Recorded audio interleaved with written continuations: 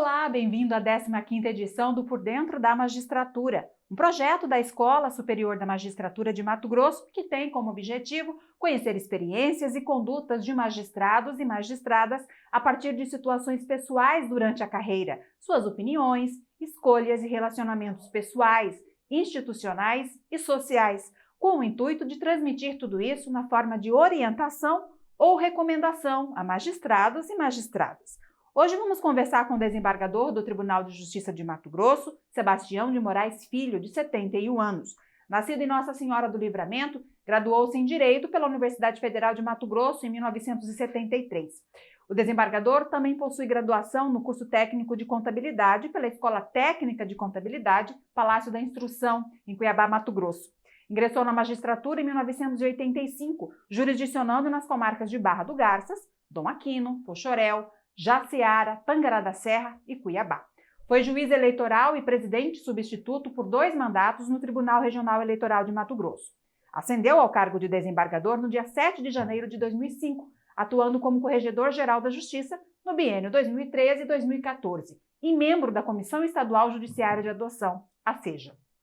Atualmente é presidente da 2ª Câmara de Direito Privado e 1ª Câmara de Turmas Cíveis Reunidas de Direito Privado. Seja então muito bem-vindo, desembargador Sebastião. Muito obrigado. Eu que me sinto bastante honrado de estar comparecendo hoje aqui em homenagem ao meu querido desembargador Marco Machado. Eu confesso que a princípio foi muito recalcitrante em vir, mas depois de vários convites dele eu não poderia deixar de atender ao meu conspícuo colega. Ok, está aqui conosco também o diretor-geral da ESMAGES, o desembargador Marcos Machado. Como vai, desembargador? Bem, graças a Deus. Obrigado por mais a oportunidade, Fernanda, a toda a nossa equipe de comunicação. Seja muito bem-vindo, desembargador Sebastião Moraes Filho. A meu ver, um exemplo na magistratura, por toda a história e, sobretudo, pela sua dedicação ao direito processual civil.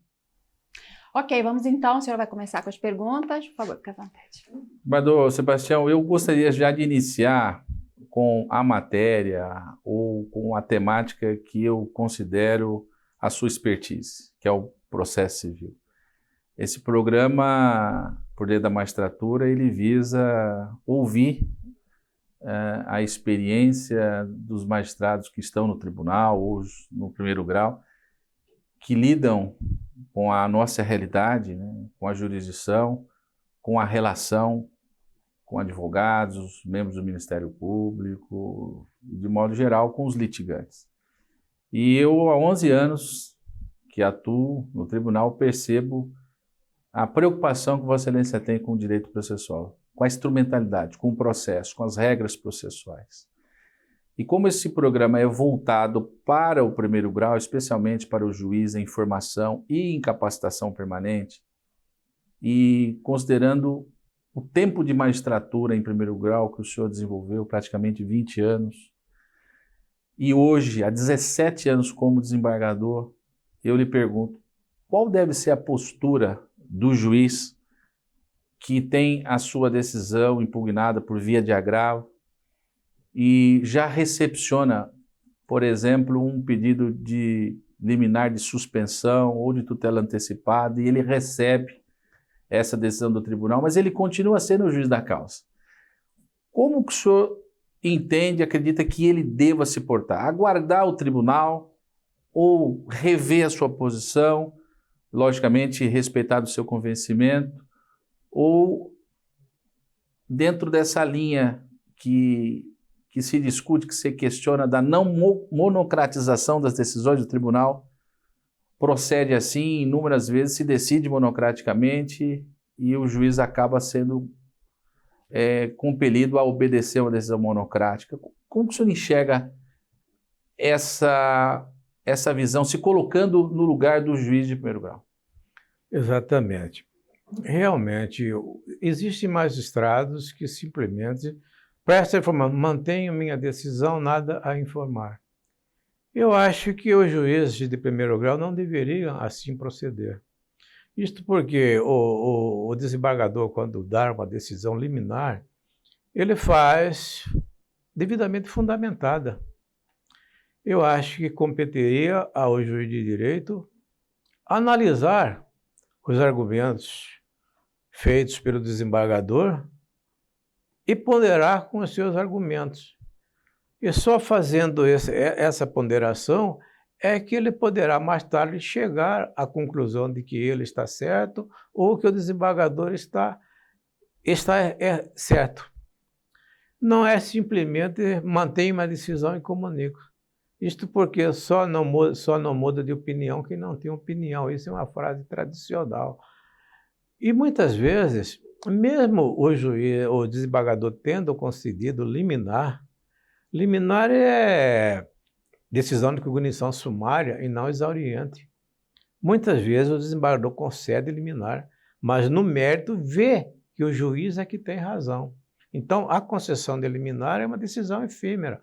Se ele entender que o desembargador está correto, ele pode mudar de opinião. Mas se ele entender, permanecer que ele está certo, então é o princípio do livre convencimento do juiz. Ele deve continuar firme na sua decisão e aguardar que o Tribunal de Justiça decida sobre o mérito quando do julgamento do recurso de agravo do instrumento. Esse é o meu pensamento a respeito desta situação. Então, o senhor entende que ele deva participar mesmo da dialética, não aguardar apenas o pronunciamento. Exatamente. Até porque, se ele entender que ele está errado, ele pode voltar atrás e, por fim, ao processo recursal, o agravo do instrumento. Desembargador Sebastião, eu tenho sempre colocado, e por isso quero fazer essa segunda indagação, mas também relacionada ao agravo, quando o senhor coloca que o juiz não presta informação. Não é usual o juiz se comunicar com o tribunal e nem também o tribunal se comunicar com o juiz, por exemplo, por telefone, por e-mail. Mas há situações muito sensíveis, urgentes, que o interesse público, o interesse social exalam a necessidade ou oportunidade de se estabelecer um diálogo, uma informação mais precisa, especialmente ao desembargador que está diante de uma sentença, uma decisão interlocutória impugnada por uma das partes. Esse ato do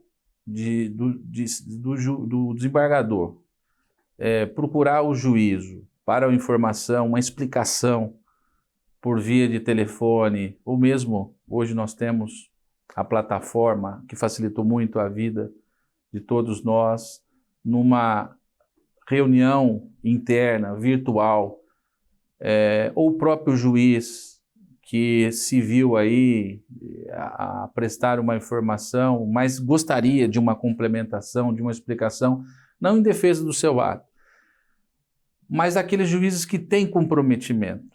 E esses juízes, eles sentem que o tribunal pode estar caminhando por uma posição que não seja adequada, não seja a verdadeira.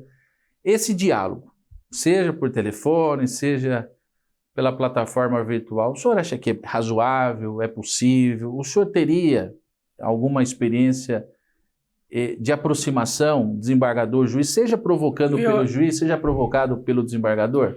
Eu acho que o desembargador não pode provocar. E digo por quê. Se o desembargador for provocar o juiz, dá uma conotação que ele tem interesse na demanda. Então, hoje nós vivemos, como se diz, numa situação que o menor deslize do magistrado hoje já gera questões de que tem interesse na causa. Por exemplo, hoje, se o juiz decide rapidamente, ele tem interesse. Se o juiz atrasa, ele é recalcitrante. Então, né, hoje nós vivemos essa fase, infelizmente. Mas o juiz pode, sim, comunicar com o desembargador. Eu, por exemplo, se quiser telefonar e explicar algumas nuances que não dá para explicar pessoalmente, eu receberei. Eu recebo normalmente, eu acato as ponderações do juiz. Tanto é verdade que quando eu fui corregedor-geral de Justiça, inúmeras reclamações que pendiam contra magistrados, reclamações de inócuas, reclamações sem fundamento, atraso de processo, eu não abria processo. Simplesmente eu pedia para um assessor comunicar ao juiz que chegou essa reclamação e ele resolvia essa questão e estava findo. Então, perdi o objeto daquela reclamação. Como corregedor, eu arquivei mais de 50 situações dessa natureza. Não fiz processo. Mas eu me refiro, eu concordo com Vossa Excelência quando essa situação está diante de um negócio jurídico que tem valores patrimoniais ou mesmo posições de ocupação de interesse material, mas eu me refiro mais a causas públicas ou sociais, porque em inúmeras situações que me trazem perplexidade, dentro da atuação criminal, obviamente em sede de habeas corpus, eu tenho o desejo de provocar uma discussão, de entender por que o juiz decidiu assim, porque nem sempre está expresso na decisão, ou o fundamento é possível de extrair algo que mereça uma atenção, uma preocupação, mas como eu já testemunhei comportamentos reativos e até de má interpretação por parte de magistrados de primeiro grau que recebem um telefonema ou mesmo uma indagação, seja por e-mail ou pela própria assessoria, eu tenho tido cuidado. Como eu ainda não conheço a todos, mas aqueles que eu conheço sabem dessa minha espontaneidade, meu desejo, na verdade, de acertar, eu tenho tido essa atitude. Mas essa atitude de Vossa Excelência é salutar. Isto porque, como corregedor, dada uma situação urgente, eu mesmo telefonei para o juiz para que resolvesse aquela situação. E causou-me perplexidade a saber que ele gravou toda a minha conversa. Porque nós temos, infelizmente, na magistratura, pessoas... Nós temos o joio e temos o trigo. Felizmente o trigo é maior, né? Que bom. Pessoas que têm, parece que uma reação, uma predisposição negativa, né? Ou seja, presume o contrário, não o bem, não o positivo. Mas, desembargador, ainda insistindo no tema do processo civil, depois eu já lhe passo a palavra, Fernanda, para a Fernanda colocar algumas questões que envolvem a curiosidade da nossa escola a respeito da atuação judicial de Vossa Excelência, mas em relação ainda ao processo civil, desembargador, eu gostaria sou como estudioso do processo, um dos poucos magistrados do tribunal que ainda digitam as suas decisões, que diretamente produz o ato jurisdicional, no caso o voto, a decisão interlocutória, e está sempre a todo momento consultando e discutindo a aplicação de regras processuais, e vejo pelas decisões que participamos, seja no órgão especial ou no pleno, eu gostaria de saber a opinião que o senhor tem a respeito desse dever que foi imposto pelo Código de Processo Civil de 2015, do juiz ter que vencer ou enfrentar todos os argumentos articulados para que ele dite o direito, ou ele diga o direito. E isso tem sido, inclusive, objeto de embargos. Olha, está omissão, por que não observou isso, esse argumento, por que não aquele? Por que julgou a causa com base apenas em um deles? E nessa processualística, eu gostaria de ouvi-lo e, sobretudo, me parece que haja uma interpretação por parte dos tribunais superiores ou do próprio CNJ em relação ao tema, e gostaria de me atualizar a respeito. Perfeitamente. Desembargador Marcos, essa questão daí, eu acho que já está superada. Eu até considero que se trata de uma letra morta do Código de Processo Civil. Porque não é razoável que o juiz forma uma convicção, já deu ao desiderato em relação à demanda, e mesmo assim ele tem que responder aos outros argumentos. Nós somos poder judiciário, oferecemos uma prestação judicial, ou somos uma fonte de consultas? Essa é uma pergunta que nós devemos chegar. Nós não somos uma fonte de consulta. E ao que me parece, o STJ já flexibilizou essa norma. desde que existe já uma razão definida de improcedência ou procedência da ação, nós não necessitamos mais fundamentar. Por quê? Seria um ato inócuo e desnecessário. A pergunta prática: se o cidadão tem um direito por Y, por que dizer que ele não tem um direito por X? É questão de prejudicialidade. Está prejudicado em demais aspectos. E nós continuamos julgando dessa mesma forma. Em embargo de declaração, nós continuamos dizendo que o juiz não está obrigado a responder todas as questões trazidas.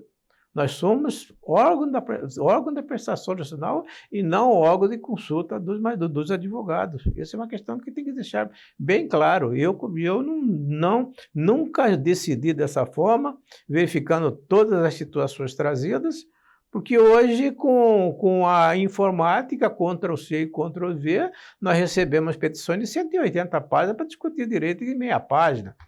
Então, a persistir isso, a prestação judicial seria muito mais demorada e violaria o princípio da celeridade que é previsto na própria Constituição Federal.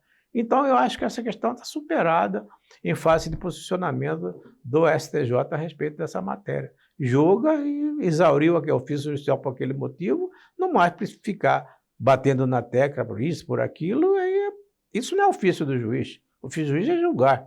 E não ficar respondendo a pergunta como se fosse professor do advogado. Aí não. Muito bem. Ok, o senhor falou aí dessas novas ferramentas na era digital, a minha pergunta é mais ou menos sobre isso, né? Como é que o senhor se sente julgando, ou como é que é julgar tendo à disposição todas essas ferramentas, né? Se o senhor fizesse uma comparação com um pouco tempo atrás, né? Como é que é julgar tendo todas essas ferramentas à disposição? Pois é, hoje ficou muito mais fácil julgar. Fácil em termos, ficou mais fácil julgar, mas o número de processos hoje também é muito superior ao que antigamente existia. Hoje nós temos a facilidade de julgar 2 processos idênticos, apenas mudando o nome das partes com um Ctrl+C e um Ctrl+V. Mas no meu tempo não era assim. Quando eu fui juiz do interior, nós tínhamos que o quê? Nós tínhamos que procurar livros, tínhamos livros, tanto é que tem uma estante com livros, nós tínhamos que fazer assinatura de livros, tudo mais. Hoje nós temos à nossa disposição o Dr. Google, né? Nós temos à disposição o Dr. Google, que nos oferece quase todos os elementos possíveis. O julgar hoje ficou mais fácil do que antigamente, isso sem dúvida alguma. Apenas aumentou o número de processos, mas julgar hoje é bem mais fácil. Por exemplo, como que um juiz lá de São Félix do Araguaia ia julgar um processo sem a internet hoje, se ele também, a biblioteca dele não era abastecida com livros sobre a matéria. Então era praticamente impossível ele julgar. Desembargador, o senhor certa vez afirmou que não faz cerimônia, não tem problema nenhum em, quando julgar de forma errada ou votar de forma errada, voltar atrás. Né, dizer que errou, né, não tem problema em assumir essa postura. O senhor acha, então, que os magistrados, considera importante que os magistrados também tenham essa postura? Afinal de contas, são humanos, né? Sem dúvida alguma. O juiz de 1º grau, o juiz de 2º grau, os dos tribunais superiores, todos são seres humanos. E eles erram. Por que não? Erram. Então, não deve ter vergonha de falar, errei, volto atrás. Isso é fundamental. E o direito é uma ciência humana. 2 de 2 são 4 em aritmética, mas em direito... É diferente. Até porque o que hoje pode ser de uma forma, amanhã será diferente. Por exemplo, eu quando vim para Cuiabá, essas questões de antecipar tutela aí, em processo cautelar, dentro do mesmo processo, eu já procedia há muito tempo. Fazia dessa forma, contra o código, e mais tarde passou a existir previsão legal.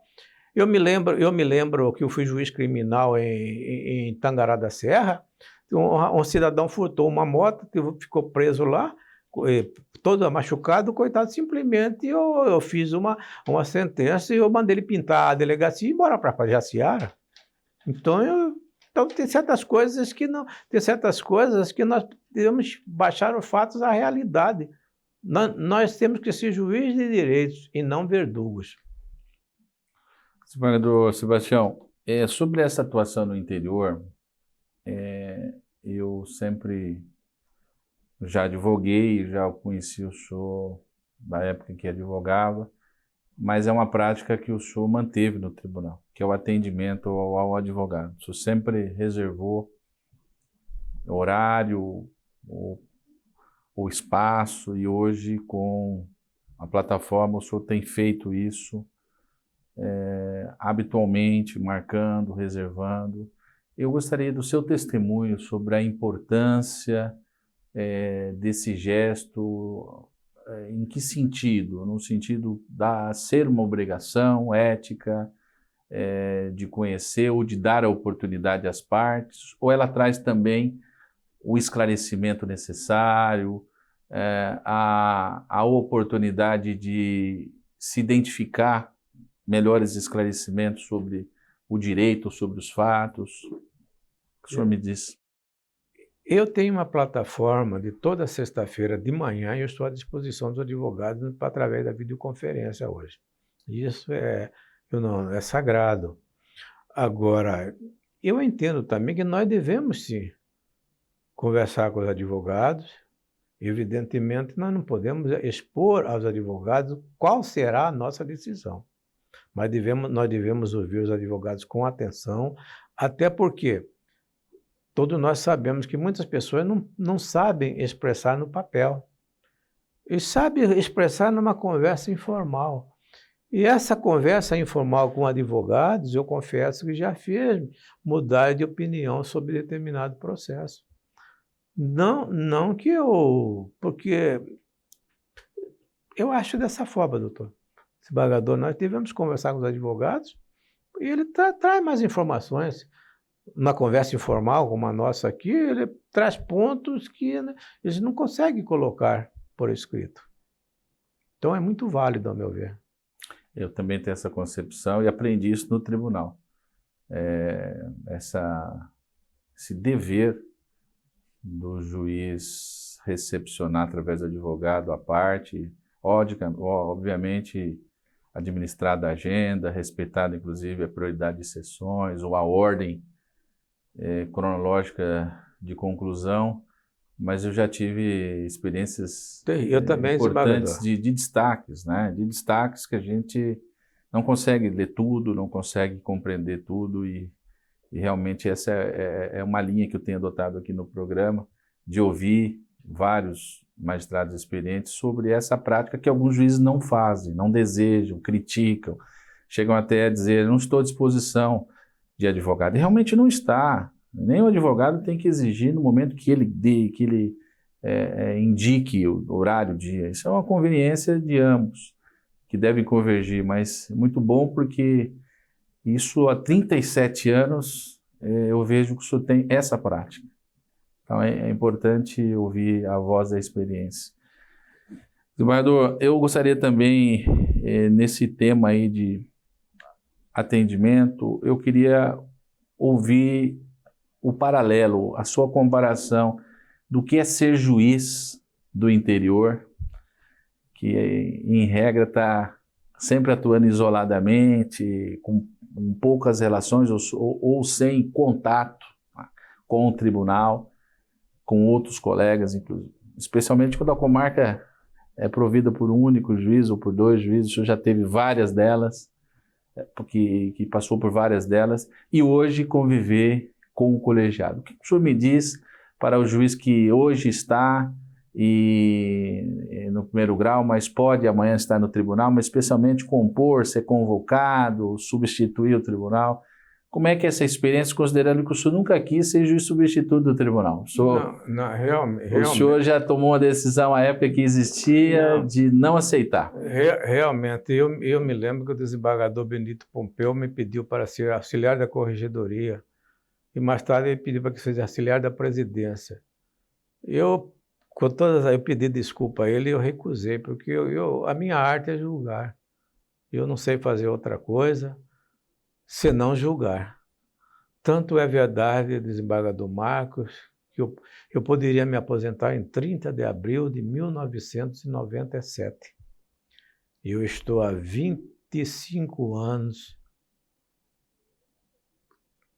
depois de meu tempo de aposentadoria e possivelmente só sairei através da PEC da Bengala.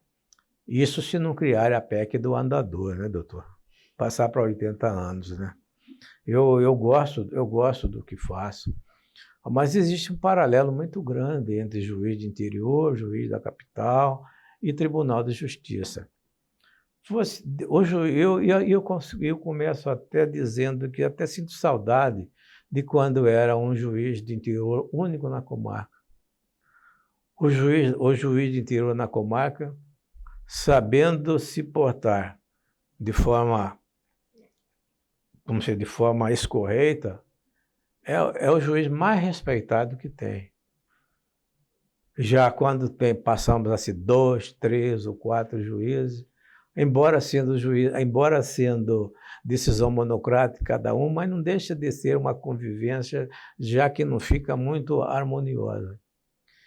E eu costumo dizer que, infelizmente, os juízes de direito, nós somente vemos os defeitos do outro juiz. Nós nunca vemos as virtudes do outro juiz. Eu faço isso de uma forma geral. De primeiro grau, de segundo grau, de tribunais superiores. Nós só vemos o defeito, nós nunca vemos as virtudes.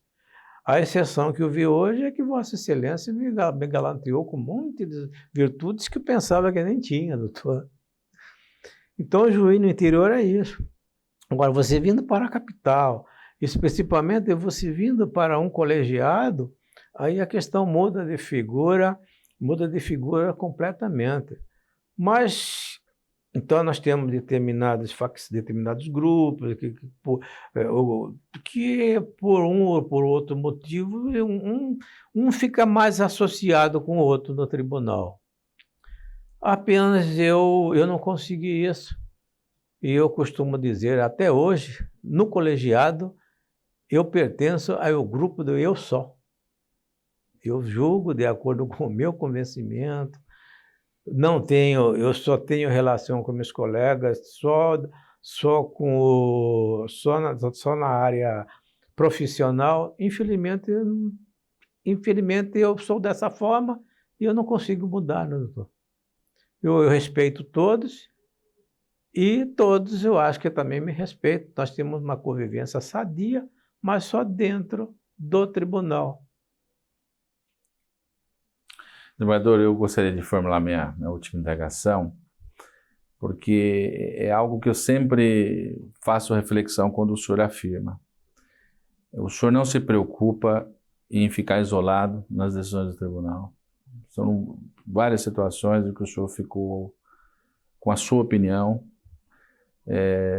por vezes, seja como relator, por vezes como vogal, mas sempre bradando, sempre colocando a importância da realidade, de se julgar conforme a realidade. Inclusive, sempre citando um justo filósofo que apregoou, e é uma frase célebre, uma expressão que hoje eu tenho muito cuidado com ela, que aprendi nos julgamentos colegiados com o senhor, para não se contrariar a realidade, porque se o direito assim o fizer, a realidade irá desconsiderar ou desconstituir o direito. Eu gostaria que o senhor repetisse aquilo que realmente sempre tem dito. Existem duas frases de Georges Ripert, que foi professor e diretor da Faculdade de Paris, que me chamam muita atenção.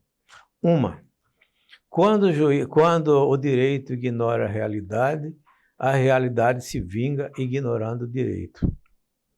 Outra, as normas morais acima das leis positivas. Muitas vezes nós devemos aplicar as normas morais acima das leis positivas. Mas, infelizmente, hoje nós não podemos mais fazer mais isso. Nós não podemos mais fazer mais isso porque hoje criaram-se os temas que nós temos que obedecer. e seu juiz decide contra a lei, ele corre o risco de ser representado no Conselho Nacional de Justiça, porque ele decidiu contra a lei. Então, antigamente nós tínhamos juízes corajosos, e hoje nós temos juízes que talvez ele tenha entendimento diverso, mas ele tem que ficar petrificando a jurisprudência. Eu acho que a jurisprudência não deve ser petrificada. Até porque, citando outro mestre da hermenêutica, Carlos Maximiliano, os códigos não podem abranger explicitamente todas as relações. Dilatam-se regras de modo a abranger hipóteses imprevistas. Então, existem hipóteses imprevistas que nós temos que deixar de lado a lei e julgar, mesmo com lei, mesmo que exista a lei, mas temos que acabar da lei e aplicar o direito consuetudinário. Até porque o direito do Estado, da capital de São Paulo, não é o mesmo direito de Juína. E Vossa Excelência sabe disso. Isso no que tange a população. Então, eu até discordo daquela questão de que ninguém pode alegar ignorância da lei. Existe esse preceito. Esse, a meu ver, é um preceito superado, porque nós temos que baixar o povo à realidade. Como um cidadão que está capinando lá no interior, tem a mesma visão do direito, de um advogado, do ministro, de um servidor público de alto escalão. Então, nós temos que baixar os fatos à realidade para julgar. Tanto é que em 1985, isso começou-se através de um juiz chamado Diocles Gelati, do Rio Grande do Sul mesmo, ele falava assim, eu estou imitando. Aí a aplicação de uma justiça, chamava-se justiça alternativa. Essa justiça alternativa tinha a doutrina justamente voltada nesses princípios. Aplicar a lei baseado naquele fato comum em relação àquele lugar, e não aquele fato comum em relação a todo o Brasil. Essa é uma questão que, mas infelizmente, hoje nós estamos amarrados. São temas, precedentes e tudo mais que ficamos meio sufocados na aplicação do direito. Engessados. Mas eu quero lhe dizer que eu tenho me cobrado e cobrado da minha assessoria para extrair ao máximo, né, a essência do fato, especialmente pela realidade, né, da onde que aconteceu isso, qual é o grau de instrução, que sociedade, que comunidade, grau de instrução das pessoas envolvidas. Eu me refiro ao processo criminal, né, seja o autor do fato, o infrator, seja a vítima. No processo criminal, eu não sou afeto ao processo criminal, mas eu não esqueço uma frase, não é do filósofo. Precisamos construir escolas em vez de presídios. Isso foi uma frase de Pelé. Quando marcou o 10º gol, ele disse isso, precisamos cuidar das crianças. E é isso mesmo. Hoje nós vemos o seguinte, nós temos uma justiça de reprimir, e não uma justiça social praticamente. A justiça social é outra. A justiça social é dar ao cidadão condições materiais, condições humanas, que não competem ao judiciário, mas que competem a outros poderes. Mas o judiciário não pode esquecer de que se aquele poder não concedeu essas benesses a essas pessoas, o judiciário, na aplicação da lei, eu entendo que deve levar em consideração também esses aspectos. Então, não é simplesmente aplicar o texto frio da lei. Se for aplicar o texto frio da lei, nós não vamos precisar de juízes. Vamos colocar o processo no computador que já vai sair a sentença. É que hoje se deseja, né? Hoje tem alguns técnicos de TI que, dentro do propósito, e eles são importantes. Pois é. A tecnologia de informação, inegavelmente, é importante.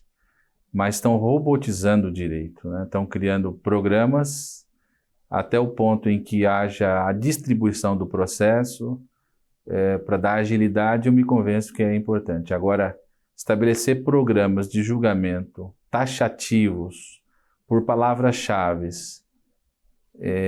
realmente nós vamos tornar o judiciário uma fábrica de veículos. Exatamente. E aí nós temos que entender, nós vamos entregar um produto perecível, um produto que só tenha valor material, ou eles querem um juiz para valorizar o interesse moral, social, o interesse público primário e com sensibilidade. Então, essa é a grande indagação. Perfeito. Desembargador Sebastião, eu tenho ouvido também algumas discussões já no pleno administrativo ou no órgão especial em matéria administrativa, o senhor colocado algumas ponderações críticas em alguns momentos a respeito da era do juiz, né? O juiz antes do CNJ e o juiz depois do CNJ. Porque me parece importante, o senhor reconhece isso, o controle, a uniformização de pensamentos ou do funcionamento da justiça, mas também aponta, e parece-me que essa tendência já foi maior, do CNJ apreciar ou intervir na atividade jurisdicional, e não apenas no controle administrativo ou funcional, na conduta ético-disciplinar do juiz. Eu gostaria de ouvi-lo a respeito. Perfeito. Realmente, nós temos duas situações. Juízes antes do CNJ e juízes após o CNJ. Juízes antes do CNJ, eu posso considerar que se tratava de juízes mais corajosos, decidia de acordo com a lei, de acordo com sua consciência de julgador, até passando por cima da lei quando ela for injusta para aquele caso. E aqui eu volto ao ensinamento de Ripert, as normas morais acima das leis positivas. Com a implantação do CNJ, que eu digo que foi criado por determinação constitucional, o CNJ tem consequências boas, e essas consequências boas são públicas e notórias. São públicas e notórias, com inúmeros programas que, se não existisse o CNJ, fatalmente os tribunais não tomariam certas decisões. Mas, por outro lado, existem situações em que os juízes ficaram engessados. Hoje, os juízes, apesar de ter livre convencimento, muitos deles ficam com medo de aplicar esse livre convencimento porque poderão ser representados junto ao CNJ. Eu mesmo, em um processo, recebi 42 representações do CNJ quando eu retirei numa ação possessória ali, tem que retirar toda. Cidadãos fizeram 42 representações, cópia de um, só assinaram e mandaram lá. Mas, felizmente, o CNJ hoje não está interferindo em decisão judicial mais, não interfere. Hoje, a não ser que seja um erro gritante, um erro grotesco, que ele pode entender que o juiz desviou de sua função. Houve um desvio de finalidade. Então, o CNJ intervém, mas o CNJ também antes concede o princípio do contraditório, da ampla defesa. Mas, mesmo assim, certos juízes que, para ficar bem com o CNJ, não decide de acordo com o seu livre convencimento. Isso pode se afirmar com certeza. Desembargador, eu gostaria de fazer mais uma pergunta relacionada à representatividade do tribunal. Já colocamos em duas oportunidades, e eu gostaria que o senhor explicasse a posição do senhor, o porquê. Porque, uma vez que esse tema ele é recorrente e é uma bandeira da Associação de Magistrados Brasileiros, a AMB, e há uma atuação política no sentido de se emendar a Constituição Federal para se permitir a eleição direta para a presidência do tribunal. Mas eu gostaria também de saber, ouvi-lo, até porque o senhor tem uma posição firme a respeito, mas é importante que nós possamos aqui compartilhar, relacionada também à eleição sem observância da ordem de antiguidade para a presidência do tribunal. Eu acredito que esse tema interessa a todos os juízes de primeiro grau, porque nós dependemos do gestor, do dirigente, e seja a eleição direta, ou seja uma eleição livre, indireta, mas no sentido de não se observar a previsibilidade da antiguidade, é que eu gostaria de ter a sua posição aqui. Perfeito, desembargador. Eu entendo, eu fui ferrenho defensor da impossibilidade da eleição direta.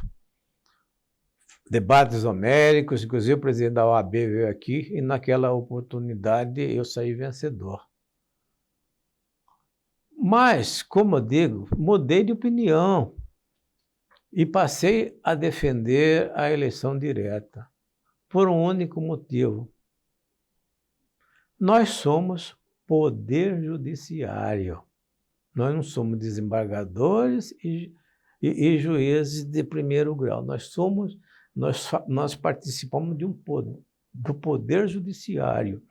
E o poder judiciário não envolve só desembargadores, envolve desembargadores e juízes de primeiro grau de jurisdição. Com certeza, o juiz de jurisdição pode fornecer elementos para a perfeita administração do Tribunal de Justiça. Nós não podemos ficar aí dizendo que nós somos o dono da verdade aqui. Tem muitos juízes aqui, que têm condições de ajudar na administração. Ora, se tem condições de ajudar na administração, nada mais, nada menos do que eles participaram também. Mas, senhor, então, na verdade, a minha pergunta era eleição direta para os juízes elegerem desembargadores. O senhor está indo além. O senhor está entendendo que é possível o juiz também ser presidente? Não estou entendendo. Eu estou entendendo que o juiz da eleição direta para os desembargadores, que eles podem fornecer elementos, podem avaliar. Nós somos 30, mas a forma com que atuamos, nós somos telhado de vidro, nós somos avaliados pela sociedade, somos avaliados pelos juízes de primeiro grau de jurisdição. Ora, se somos avaliados pelos juízes de primeiro grau de jurisdição, por quê? Por que eles não podem votar?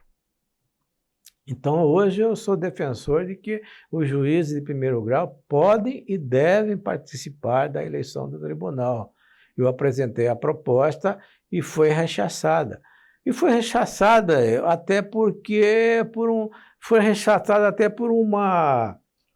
apenas por uma questão. Temos que amadurecer essa ideia. Será que essa ideia já amadureceu? Seria o caso de repensar novamente.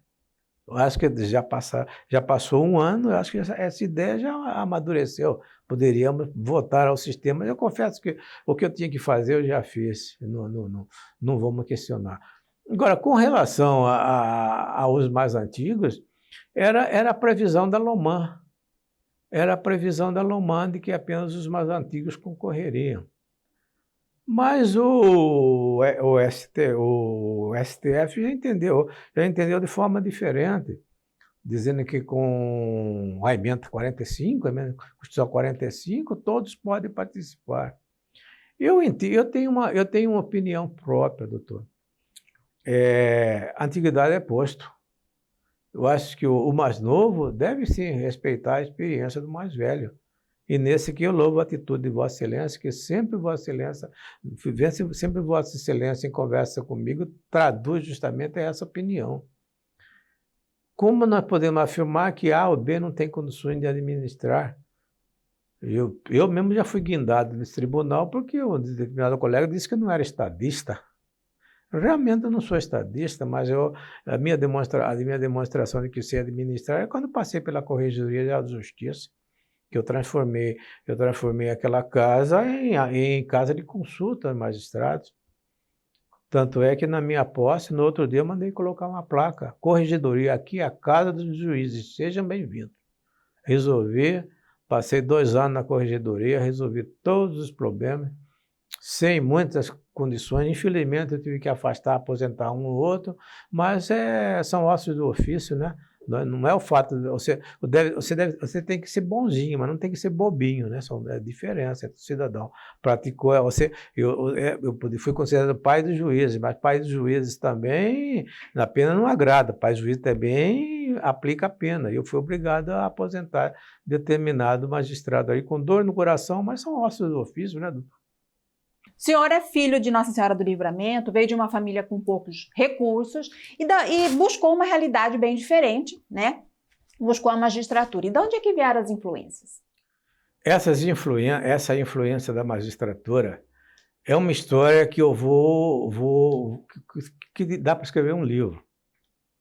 Primeiro, eu venho de uma família não abastada, mas 90% dos magistrados vêm de família abastada. Até porque não abastada, porque família abastada ninguém procura ser juiz. Com certeza ninguém vai querer ser juiz, principalmente na hoje. Mas a minha formação na magistratura é uma formação que dá para escrever um livro. Eu sou contador formado, sei fazer contabilidade até hoje, gostava. O meu sonho era ser contador. Entretanto, eu trabalhava numa empresa do saudoso professor Aicim Tocantins, não sei se você conheceu. Sim. O professor conhecia, meu mestre. Não existe uma pessoa mais reta que o professor Aicim Tocantins, que eu não conheço, sinceramente, que Deus o tenha. Então, eu trabalhava com ele, numa daquelas andanças, eu fui ao Banco do Brasil pagar uns títulos. E, curiosamente, estava tendo um júri. E quem estava defendendo o criminoso foi o saudoso desembargador Rêmulo Letelier, lá de Mato Grosso do Sul, não sei se o senhor conhece, já faleceu. E eu entrei naquela sala, aquele vozeirão do Rêmulo Letelier tremia aquele plenário. Aí eu pensei, eu estou até emocionado, eu pensei, não vou ser contador, vou estudar direito. E assim fiz. Isso, e fui advogado por 10 anos. E eu nunca quis fazer concurso da magistratura, porque eu achava que não tinha competência. Mas a minha esposa disse para mim: quem mede sua competência não é você, deixe os outros medirem sua competência. E assim fiz. Passei em 4º lugar, poderia ter passado em 1º. Mas a minha inexperiência fez isso, porque na prova oral eu já tinha tirado 2,10, um do desembargador Vidal e outro do desembargador Pereira. Os outros 2 que me examinaram, eu já fui lá, pode dar qualquer nota, eu já passei e fiquei em 4º lugar. Olha aí. Essa é a minha vida. Então tá bom. Fez o que tinha que fazer, né? Fez o que tinha que fazer. Bom, a gente está caminhando para o final do programa. Eu vou pedir para o senhor fazer as considerações finais. De antemão, a gente quer agradecer a participação do senhor. Na sequência, desembargador Marcos, por favor. Então, eu queria apenas agradecer a oportunidade que me foi patrocinada pelo desembargador Marcos de fazer não essa entrevista, mas esse papo informal com o meu linguajar cuiabano, que muito me honra esse linguajar, que muitos criticam, mas se o gaúcho pode falar tchê, por que eu não posso falar tchá? É isso aí. Muito obrigado. Maravilha. Nós queremos também, em nome da escola, agradecer ao desembargador Sebastião Moraes Filho. Eu fiz questão de insistir com a nossa equipe para trazê-lo, porque como o conheço há muitos anos, né, eu acredito que desde 92, quando eu comecei a advogar, e naturalmente a experiência e hoje a possibilidade de conviver, de atuar com Vossa Excelência no tribunal, traz a admiração e o respeito, e é por essas características que o senhor aqui colocou, expressou, por esse seu pensar autêntico, por esse seu encorajamento de dizer aquilo que realmente pensa, o que passa no seu coração. Isso não aqui apenas, mas em todos os julgamentos, onde se expressa a oralidade, nas suas decisões. E eu quero crer que esse programa tem essa finalidade, aproximar o juiz do tribunal. Nós teremos aqui também juízes que serão aproximados do tribunal, dentro, logicamente, de uma programação que a escola tem, mas nós vamos conhecer cada um. E a sua pessoalidade, a sua formação social é que realmente importa para nós, além do seu conhecimento, especialmente de processo civil, que hoje nós conseguimos, de alguma forma, retratar em alguns minutos, e nós queremos, portanto, lhe dizer muito obrigado. E eu espero que possamos dar sequência, tendo em outras oportunidades, outros colegas que nós desejamos também entrevistar. Bom, chegamos então ao final de mais uma edição do programa Por Dentro da Magistratura e eu já lembro vocês, convido a assistir as outras edições que estão disponíveis nas nossas redes sociais. É só acessar. Até a próxima edição. Tchau, tchau. Muito obrigado.